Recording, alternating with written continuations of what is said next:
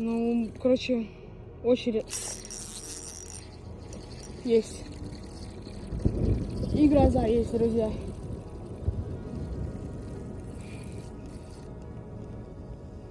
Что-то...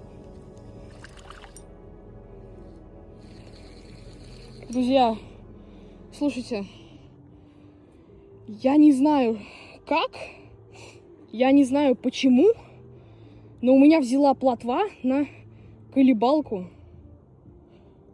Посмотрите, удар был, конечно, хороший, в нос зацепил ее. Такая плотвичка.